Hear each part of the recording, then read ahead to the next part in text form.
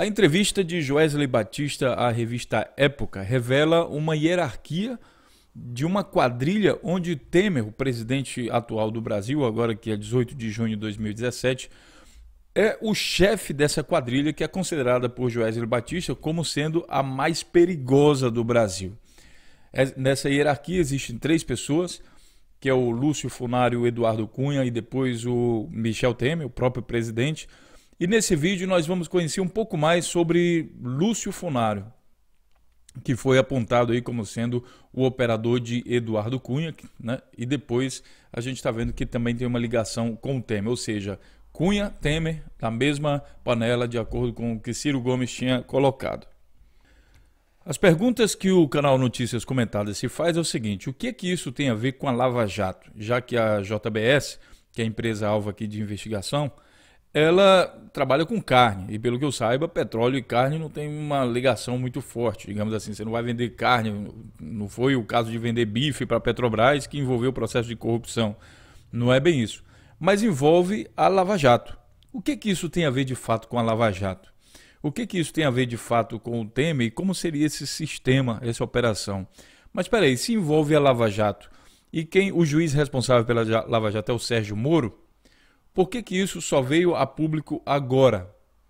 Qual a ligação que Sérgio Moro tem com o Temer que impediu que isso viesse a público há mais tempo, levando em consideração que a Lava Jato já tem alguns anos? E com isso, eu dou os bem-vindos aqui a vocês todos do canal Notícias Comentadas, onde a gente vai comentar essa notícia e falar, o alvo desse vídeo agora é Lúcio Funari, quais as ligações de Lúcio Funari com o restante dessa quadrilha.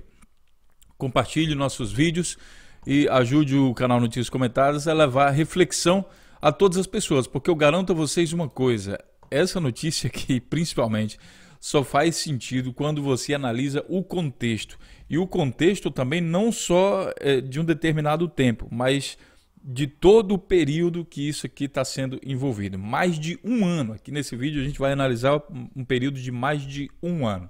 Pois bem, vamos começar do começo. Fazer um breve resumo aqui para vocês. Temer é o chefe da quadrilha, isso foi o que Joesley falou, e ele apontou para essa hierarquia que ele fala bem aqui nessa posição. O jornalista então pergunta aqui, ele diz aqui, como era a relação entre Temer e Eduardo Cunha? A pessoa ao qual Eduardo Cunha se referia como seu superior hierárquico sempre foi o Temer, sempre falando em nome de Temer. Tudo que Eduardo conseguia resolver sozinho, ele resolvia. Quando ficava difícil, levava para o Temer. Essa era a hierarquia, funcionava assim, primeiro vinha o Lúcio, o operador Lúcio Funari. O que ele não conseguia resolver, pedia para o Eduardo, e se o Eduardo não conseguia resolver, envolvia o Temer. Tá? Então, isso foi o que falou então, o Joesley Batista. Agora, o lucro da JBS, como eu falei para vocês, foi de 163 milhões em 2016. No próprio site da empresa, para vocês entenderem que essa empresa, ao tratar diretamente com o Temer, não poderia ser uma empresa muito pequena. Aqui no link, no site do JF Investimentos, que é a organização financeira que é dona da JBS, diz o seguinte, notícia aqui publicada 12 de janeiro de 2016. A JBS S.A. reporta lucro líquido de 3,4 bilhões de reais no terceiro trimestre de 2015, em somente 3 meses. 3,4 bilhões, ou seja, mais de 1 bilhão por ano, equivalente a 1,19 por ação reais. O lucro líquido ajustado no período foi de 4,2 bilhões, considerando não desembolso de 805 milhões referentes à amortização do ágio e na controladora e na JBS Foods. A receita líquida totalizou 43 bilhões, um aumento de 40% aproximadamente em relação ao terceiro trimestre de 2014. Concluímos o trimestre com crescimento sustentável em vendas. Quer dizer, é uma empresa global que lucra bilhões, na casa de bilhões, e emprega aí mais de 230 mil pessoas. Essa história toda começa, na verdade, em 2016, no dia 1º de julho de 2016, há quase um ano atrás, quando a Operação Lava Jato prende o homem-bomba de Cunha e faz buscas na JBS. Nesse ponto aqui, ninguém pensava em Michel Temer, em JBS. Quando falou em JBS, na verdade, nesse ponto, houve uma imensa propagação de notícias dizendo que finalmente iam pegar o Lula, já que pegaram alguém da JBS. E segundo a teoria conspiratória aí de muita gente que sai espalhando inverdades na internet, o Lulinha seria dono da Friboi, que pertence à JBS. Então agora iriam pegar o Lulinha e aí todo mundo estaria bem, estaria tranquilo, né? Porque finalmente iriam chegar ao Lula. Na verdade, quando investigaram, quando procuraram mais, pegaram o Aécio e o Temer, pegaram o PSDB e o PMDB. Justamente aqueles que vivem acusando o Lula e o PT de determinadas coisas. E com isso eu não estou inocentando ninguém, eu só estou confrontando com a história, com o processo histórico. Muita gente bateu na camisa e foi para a rua que é só o PT, o PT. Na verdade, eu fico me perguntando se essas pessoas estão mal intencionadas ou estão querendo proteger os verdadeiros corruptos, ou sofrem de demência, ou estão recebendo dinheiro. Qual é o motivo que leva essas pessoas a enxergarem corrupção somente no PT, e que também existe, e ficar caladas quando o assunto aqui é, por exemplo, o outro lado, que justamente foi o que derrubou o governo PT. Mas deixando isso um pouco ao lado, né, a gente vai entender aqui. A Operação Lava Jato prendeu homem-bomba de Cunha. Foi assim que foi publicado na notícia. O que eles não levavam em consideração é que Cunha e Temer era a mesma coisa, conforme Ciro Gomes já havia falado. Aqui nesse vídeo publicado pelo DCM, no dia 4 de novembro de 2015, ele dizia que, olha, Ciro Gomes diz, Cunha é um câncer e Temer é seu parceiro íntimo. Então, o Ciro Gomes vem falando sobre esse assunto há muito tempo. Então, é isso. Começou assim e a Operação Lava Jato prendeu, então, esse homem-bomba, né, de Cunha, e começou a fazer buscas. E aí acontece o interessante. A operação que prendeu o Funaro foi a operação dessa sexta-feira, que é apelidada de sepsis, que faz referência ao quadro de infecção generalizada, e pode contar com isso. Segundo a nota da Polícia Federal, tem como base a delação premiada do ex-vice-presidente da Caixa, Fábio Cleto. Fábio Cleto, que assumiu o cargo em 2011 após ser indicado por Cunha, Eduardo Cunha. Há suspeitas de que a JBS tenha pago propina por meio de Funaro, o empresário detido pela Polícia Federal, para obter recursos do Fundo de Investimento FGTS liberados através da influência de Cleto. Tanto é assim que a operação de busca dessa sexta se concentrou na empresa Eldorado Brasil Celulose, que pertence ao grupo JBS e que se beneficiou dos recursos do FGTS. Cunha e Funaro trabalham em parcerias há mais de uma década, após se aproximarem durante o governo Rosinha Garotinho do Estado do Rio. A relação de ambos tornou-se pública durante a CPI dos Correios de 2005, não é 15 não, 5, quando ficou evidente que Funaro pagava o aluguel mensal de um flat para o deputado naquela época. Desde então, a conexão entre os dois aparece em diversas transações. E aí vem uma outra coisa, uma delas aconteceu no final de 2007, um negócio fechado pela estatal Furnas, onde Cunha já possuía poder de influência. Lembra de Furnas? Furnas foi que gerou o conflito, foi que naquele momento que o Eduardo Cunha disse que seria oposição ao governo, porque a Dilma trocou a diretoria de Furnas. E com isso mexeu com o Eduardo Cunha, que tinha um controle da diretoria e fazia os esquemas dele lá, e Aécio Neves, que também ganhava nesse processo aqui. A estatal tinha preferência para comprar um lote de ações da Companhia Energética da Serra da Carioca 2, mas abriu mão do negócio. 8 meses depois, entretanto, pagou 73 milhões a mais do que previsto pelo lote. Detalhe, essa companhia pertence ao grupo Galway, uma empresa sediada nas Ilhas Virgens, que tinha Funaro como representante no Brasil. Imaginem só que coincidência. Então existe essa ligação, né, o homem-bomba de Cunha, e todo esse processo agora foi revelado pelo Joesley Batista como sendo o mesmo esquema de Temer. Temer disse para manter pagamentos a Funaro. Quer dizer, depois que prenderam o Funaro, e essa notícia aqui da prisão de Funaro, ela vem de 1º de julho de 2016. Aí depois de um certo tempo, o Funaro disse, eu vou para a cadeia, eu não vou entregar ninguém, pode ficar tranquilo.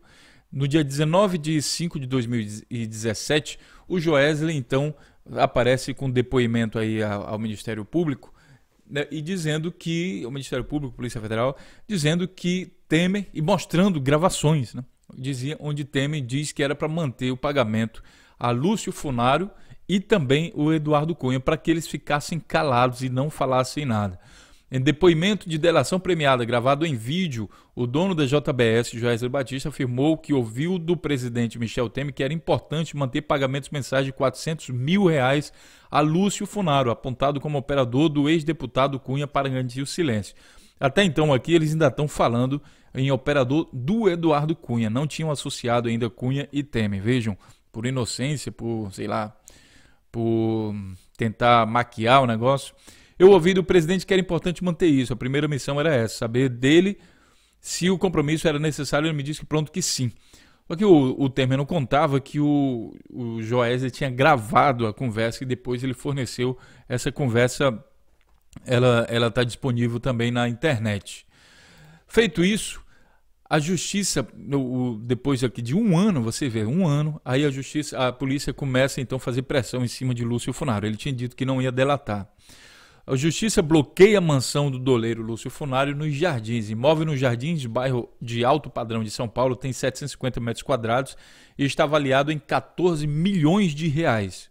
Pobrezinho. Ele é alvo de 3 operações da Polícia Federal. A PGR, a Procuradoria-Geral da Fazenda Nacional, através do Grupo de Operações Especiais, conseguiu liminar para bloquear os bens e ativos financeiros de Lúcio Funaro, conhecido como operador do ex-presidente da Câmara, Eduardo Cunha. Então, aqui pegou todos os bens dele e logo depois, ele foi pedido aqui a liberdade dele, que ele pudesse falar em liberdade. O ministro mantém preso Lúcio Funaro. O Rogério Schietti, relator do Supremo Tribunal de Justiça, indefere pedido de liminar em habeas corpus para acusado dos crimes de corrupção e lavagem de dinheiro, preso desde o início de julho de 2016 na Operação Sepsis. Então ele indeferiu, ou seja, não autorizou que ele ficasse em liberdade, manteve preso. Logo depois disso, o advogado, do advogado do Lúcio Funaro, deixou a defesa de Lúcio Funaro e dizendo o seguinte: ele vai delatar. O advogado César Bittencourt informou nessa quarta-feira à Globo News ter deixado a defesa de Lúcio Funaro. Segundo ele, o doleiro ligado ao deputado cassado Eduardo Cunha decidiu fazer delação premiada. Conversei com ele, ele vai delatar, está preparando uma delação premiada. Quer dizer, o advogado César Bittencourt, e eu peço a ajuda de vocês aqui nesse ponto, para investigar um pouco mais sobre César Bittencourt, senão os vídeos ficam muito longos. A minha pergunta é o seguinte: por que ele deixou a defesa justamente no momento que ele concluiu, ele chegou à conclusão de que o Lúcio Funaro ia fazer delação? Parece assim que os interesses então de quem contratou o advogado, e sinceramente eu acredito que o Lúcio Funaro tinha dinheiro para pagar o seu próprio advogado, só que ele não está sozinho nesse barco. Então um advogado que serve a um, serve ao outro. Estranhamente, o Bittencourt também é responsável pela defesa de Rodrigo Rocha Loures, que foi preso também pela Polícia Federal no último fim de semana. Aqui a notícia é do dia 7 de junho de 2017, esse mês. Então ele é advogado dos dois. E essas duas pessoas estão ligadas diretamente ao Michel Temer e ao Eduardo Cunha. Então quem defende um, defende o outro. O Rocha Loures foi preso agora. O Lúcio Funaro foi preso há um ano atrás e já está com vontade de delatar. E aí o advogado saiu. Isso nos dá um indicativo, essa movimentação de tabuleiro, de que o advogado saiu porque tem diferença de interesses. Ou seja, quem está por trás do advogado não tem interesse que ele delate. Ao resolver delatar, a pessoa deve ter dito: então, se vai delatar, então vai se lascar para lá, vai se ferrar para lá, para não dizer outro palavrão aqui, e se vira para pagar teu advogado. Nesse mesmo período, a Polícia Federal prende a irmã de Lúcio Funaro, a Roberta Funaro, irmã do doleiro. Está sendo falado aqui na edição de 18 de maio e tem uma reportagem aqui da Globo sobre isso. Lembrando que a Globo virou a casaca e passou então a reportar coisas que antes elas escondiam, não dava ênfase nem nada, e agora começou a ficar em evidência. Tem uma publicação mais completa aqui que diz o seguinte: PF cumpre mandatos em São Paulo em escritório de amigo de Temer na casa do doleiro ligado a Cunha. Até agora estão falando ligado a Cunha, né? Mas também do amigo de Temer. Essa história de amigo, só lembro do amigo do Lula, cachorro do Lula, papagaio do Lula, e agora começou com o amigo do Temer. Só que dessa vez, o amigo aqui do Temer, policiais estão na Argeplan, da qual o coronel aposentado João Batista Lima Filho é sócio. Eles também foram à casa de Lúcio Bolonha Funaro, que já está preso. Então agora envolveu o outro, no caso aqui é sócio da AGEPLAN, e o Temer tem alguma ligação com essa AGEPLAN. Aproveito e peço para vocês também para falarem um pouco mais sobre o coronel de Temer, que a gente tem aqui um vídeo também no Notícias Comentadas, e a ligação dele com o Temer, né, o coronel. E aí dou uma alfinetada aqui no pessoal que é fã aí dos militares, que gosta de ter pôster do Bolsonaro pousando tipo capa da Playboy, ou capa de revista masculina, o Bolsonaro na capa e elogiando que só militar e que ele tem força e que ele vai destruir, aquele processo que a gente já tinha falado no outro vídeo. O pessoal que defende Bolsonaro adora fazer esse tipo de coisa.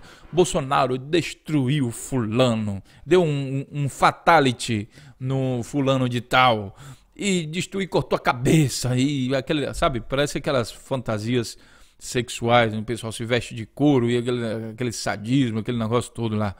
Então isso é muito comum dessa galera, e aí eu dou uma alfinetada em vocês, porque o cara que tá ajudando o Temer nesse processo é coronel da Polícia Militar, velho.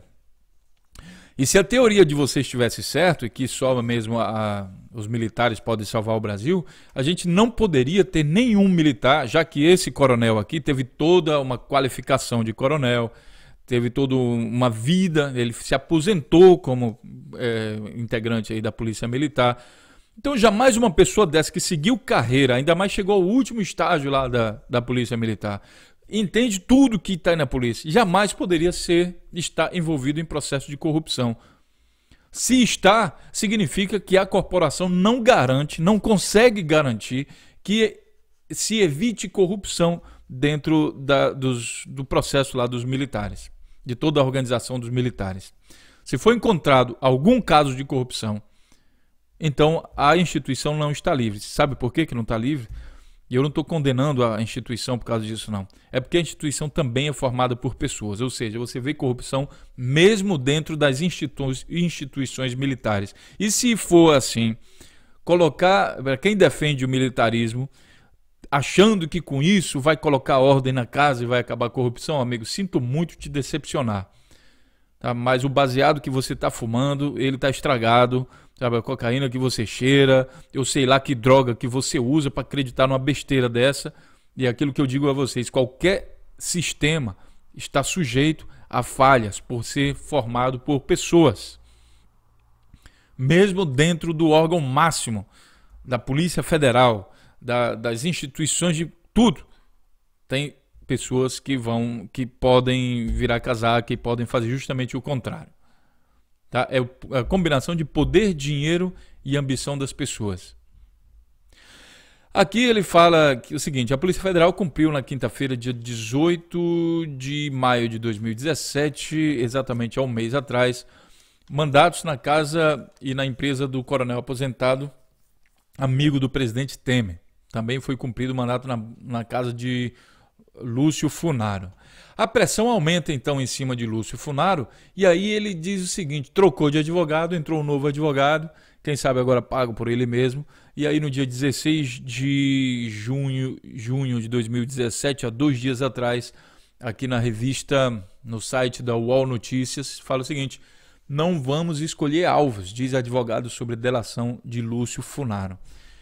E aí o Lúcio Funaro está sendo tido agora como o homem-bomba do Temer.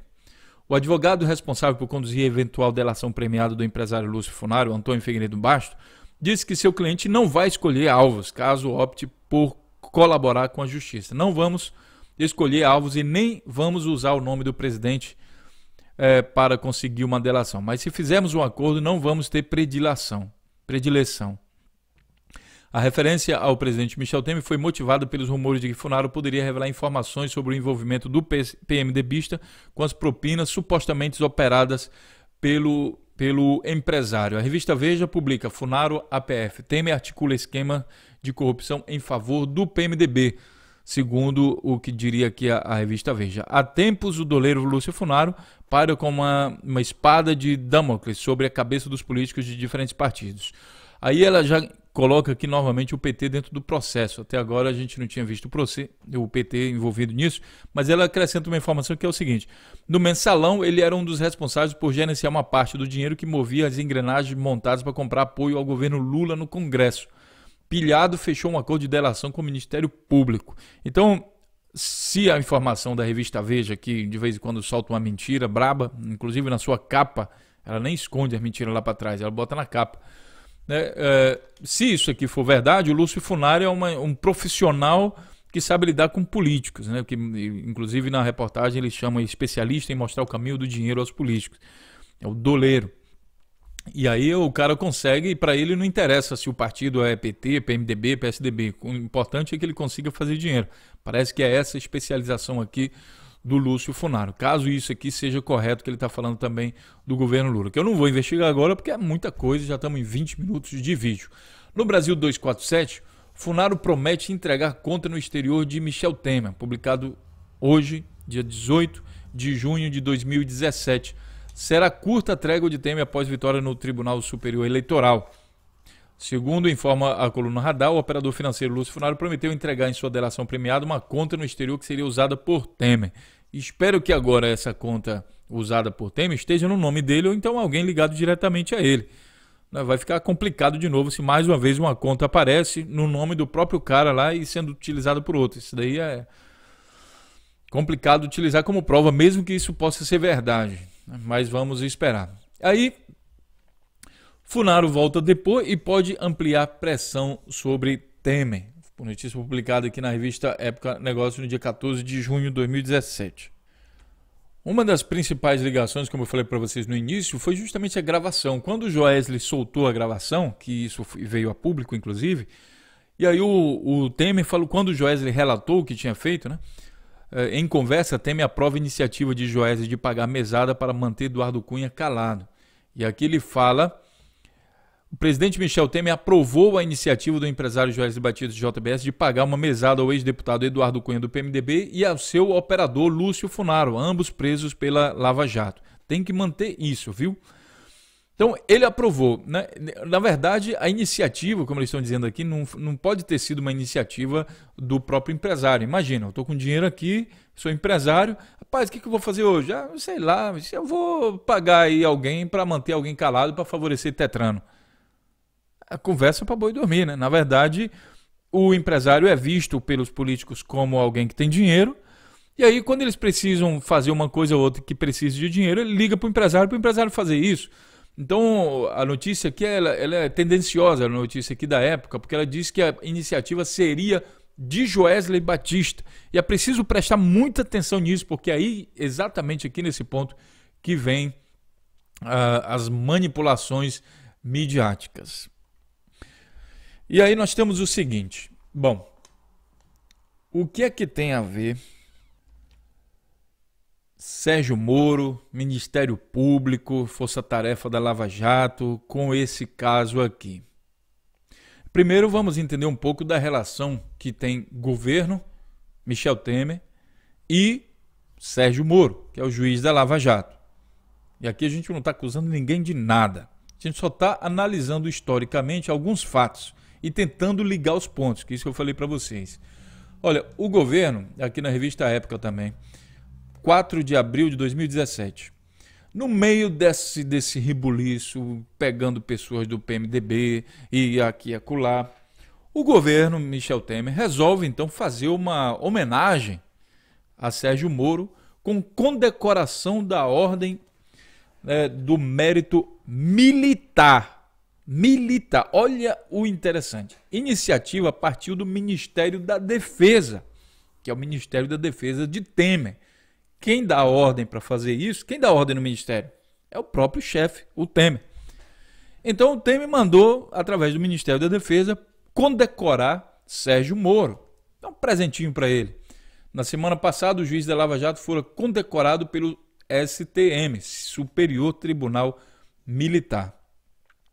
E se o Temer está fazendo isso, ele também está, de certa forma, utilizando aí os órgãos militares para participar dessa jogada toda aí que é o governo. E aí eu volto a cutucar novamente os militares, hein? Preste atenção nisso aqui. Será que é preciso desenhar vocês? A notícia diz, o ministro da Defesa, Raul Jungmann, homenageou o juiz federal da Lava Jato, Sérgio Moro, com a condecoração da Ordem do mérito militar no grau de comendador.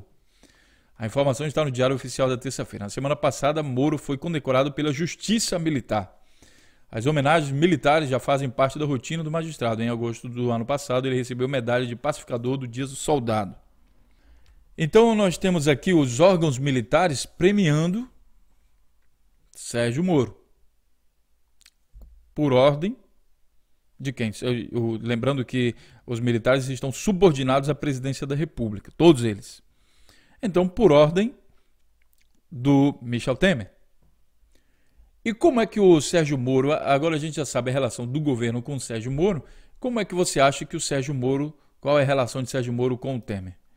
Aqui nessa condecoração aqui, quando ele recebeu a medalha, o Sérgio Moro cumprimenta o Temer. A gente já tinha falado sobre isso no outro vídeo, inclusive aqui nesse evento aqui da revista Isto É, que premiou, Sérgio Moro também aparece às gargalhadas aqui com Aécio Neves e junto desse mesmo grupo.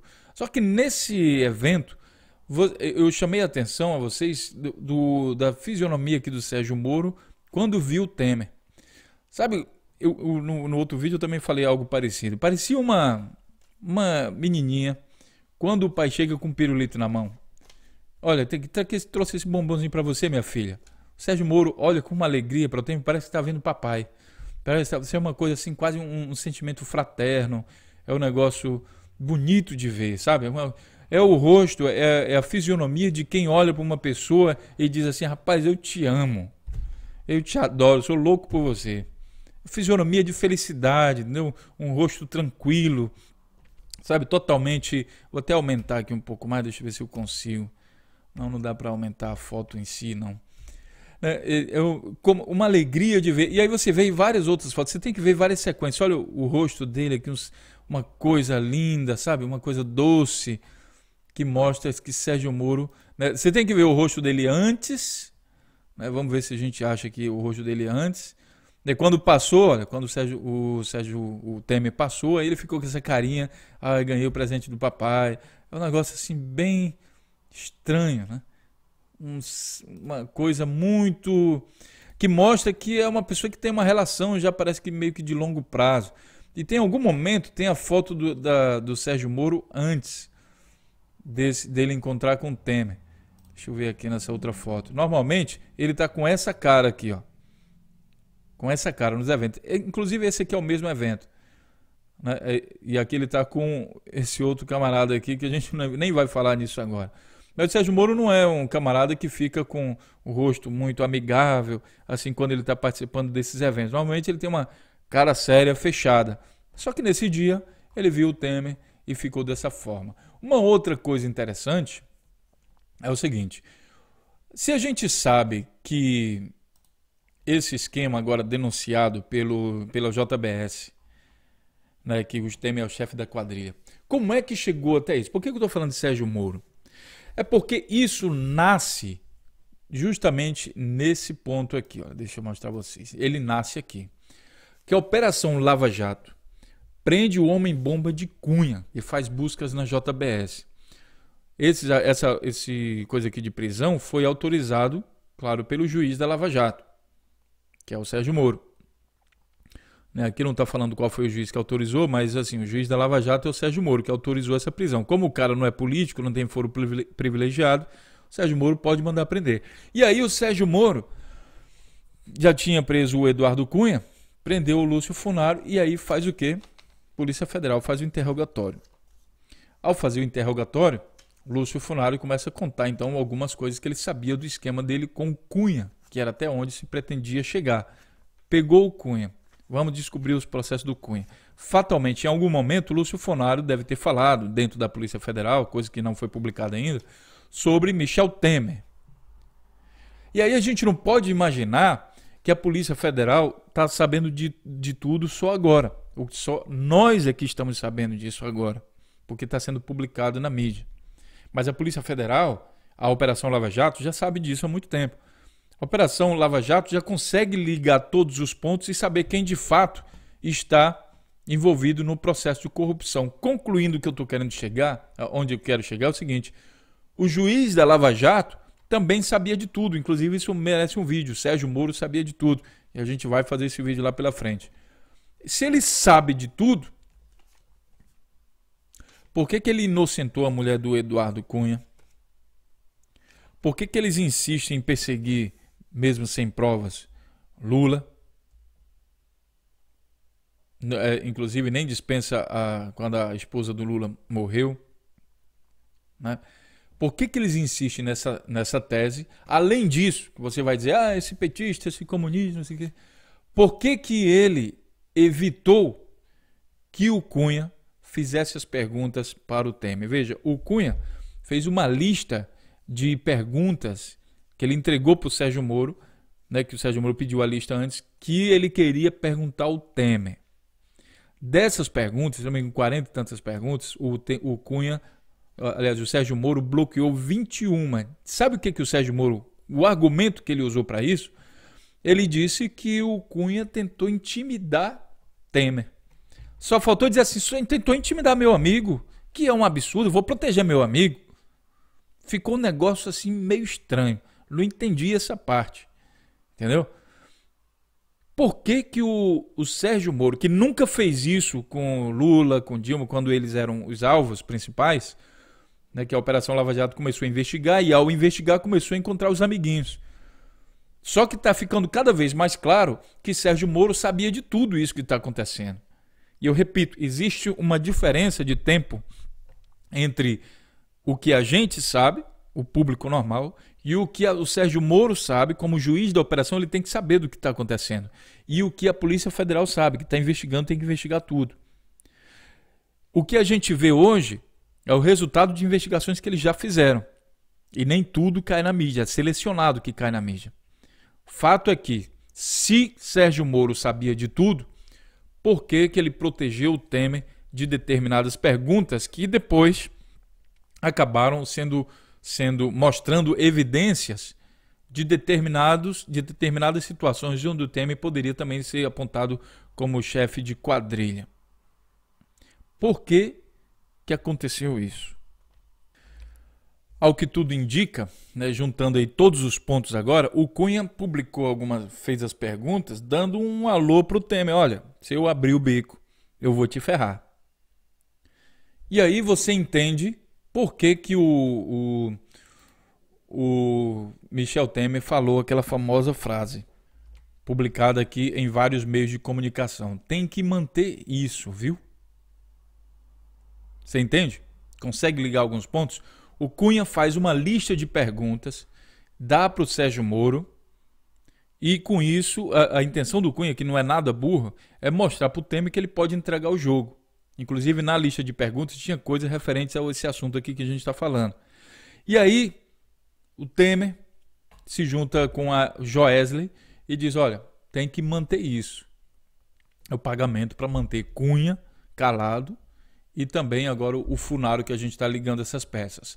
A pergunta que fica aqui para a gente finalizar esse vídeo são as mesmas do início. O que o Sérgio Moro, o que a Lava Jato tem com todo esse processo? Eu repito que o Brasil precisa da Lava Jato, mas precisa de uma Lava Jato imparcial.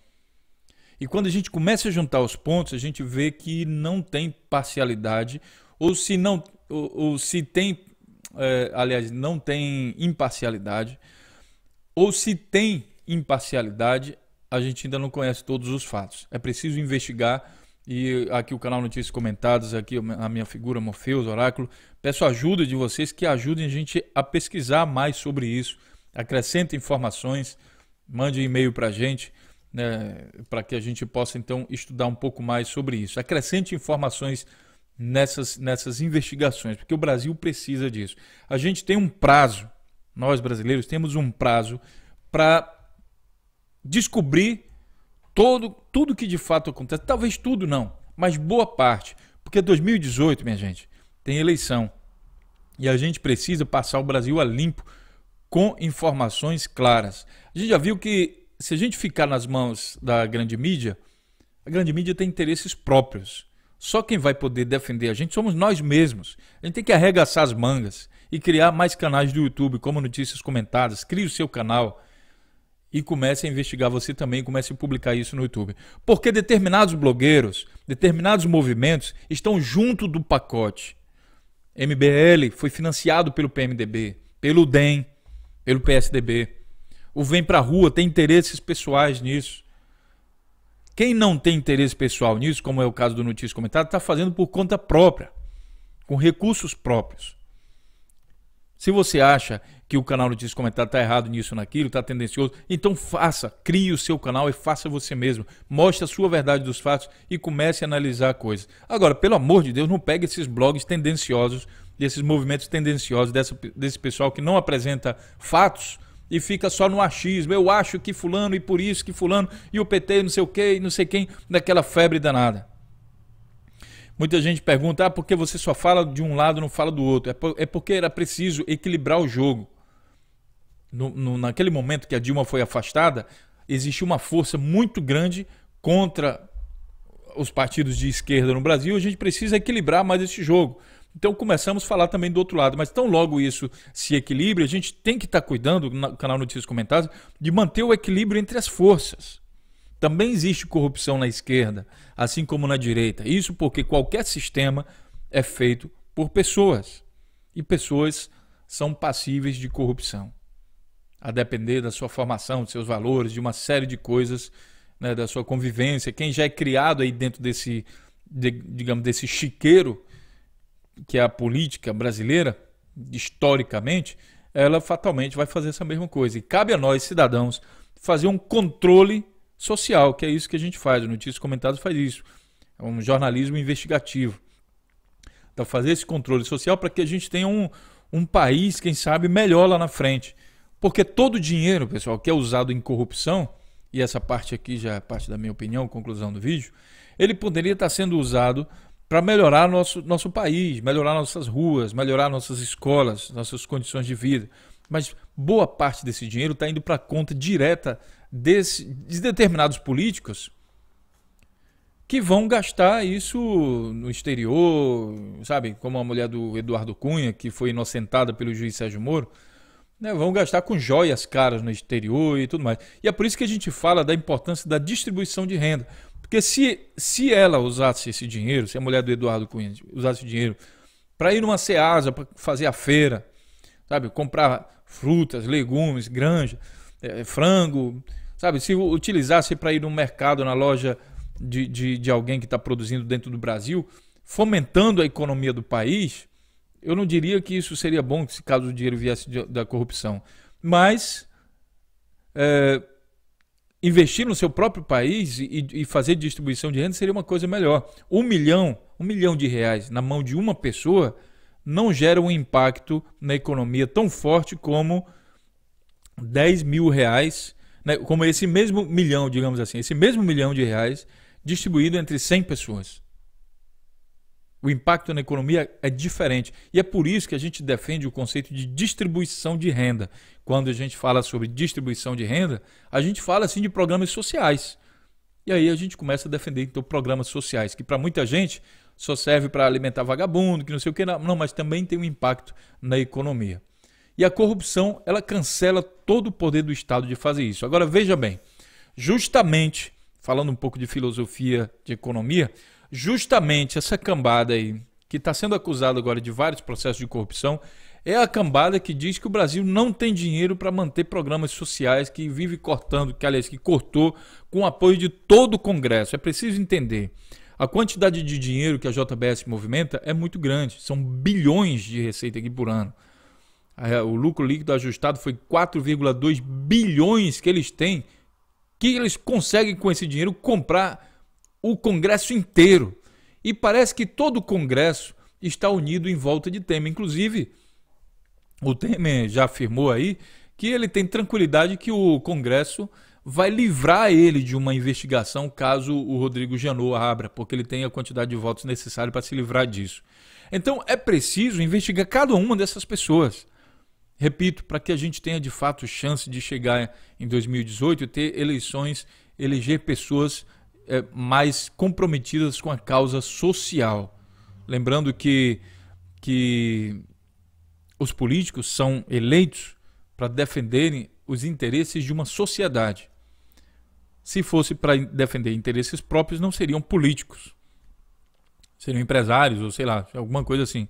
Mas quem é eleito para ocupar um cargo político, ele está representando os interesses da sociedade, de um determinado grupo da sociedade. Por isso que são vários políticos. Por isso tem político de um lado, de outro, porque cada um representa os interesses de uma parte da sociedade. E se é assim, os interesses da sociedade têm que prevalecer sobre os interesses individuais. E os cargos políticos não podem ser utilizados para isso. Está dando uma alfinetada aqui nos conceitos de esquerda e direita e assim por diante. Com isso eu deixo aqui minhas saudações, o meu grande abraço e dizer a vocês que com certeza a gente se encontra então na próxima notícia. Deixe seu comentário também, não esqueça de participar desse processo. Deixe seu comentário e nos ajude aí nas investigações. Um grande abraço e até a próxima notícia. Até lá.